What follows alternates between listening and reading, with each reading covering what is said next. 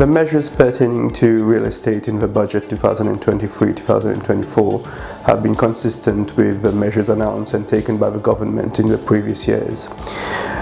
This is because the construction and real estate sector is now a pillar and one of the biggest sources of FDI in the country.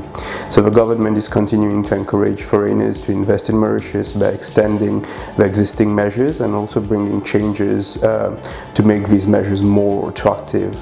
So by way of example, some of the measures are the additional registration duty of 10%, which was on properties purchased by non-citizens outside the approved schemes such as PDS, IRS and RES, will now be imposed on properties having a value of $500,000 or more, as opposed to properties having a value of $350,000. Another measure is under the Sustainable City Scheme. No approval from the Prime Minister's office is now required for a non-citizen wishing to purchase a property, and the non-citizen and his family will be granted a residence permit for a purchase of a property of $375,000 or more. The budget is also continuing to encourage non-citizens to retire in Mauritius. Amongst others, a non-citizen over the age of 50 and their families will get a residence permit for the acquisition of a senior living PDS property which exceeds $200,000. Now coming to the measures for the locals, the Mauritians.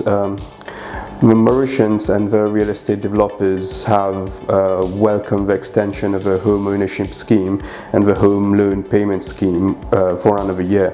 These measures have encouraged the locals to invest further in real estate. Investment in real estate has continued to increase even post-COVID, where developers, local and foreign alike, are coming with new projects, be it residential or commercial.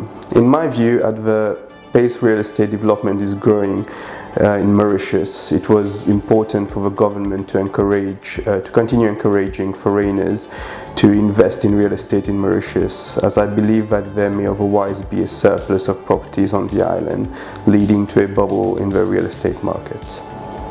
The Construction Industry Development Board Act requires consultants to register with the Construction Industry Development Board in order to carry out environment impact assessments.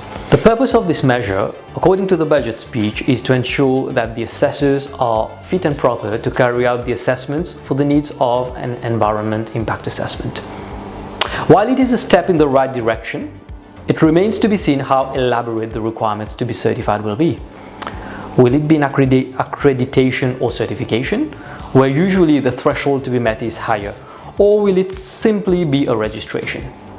In that regard, the UK Institute of Environmental Management and Assessment, the IEMA, might provide a useful framework from which the legislator may draw inspiration.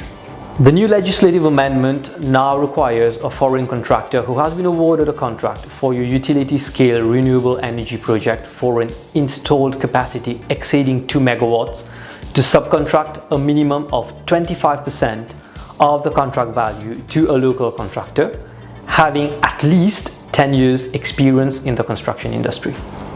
While we understand that the focus is to ensure that local contractors also get a slice of the cake, while also enabling the upskilling of our local contractors, it remains to be seen what would qualify as local. Would it be a domestic company only? What if the domestic company has a certain percentage of non-citizen shareholding? Would most of the directors need to be residents? In short, we need more clarity on how the rules and policies around it will be implemented. The consideration for the transfer of shares is determined by the transferor and the transferee and is not always reflective of the value of the shares. Under the Registration Duty Act, the duty payable is usually calculated based on the value of the shares being transferred or the value of the immovable property to which the transferee will have a right of either ownership, occupation or usage after the transfer.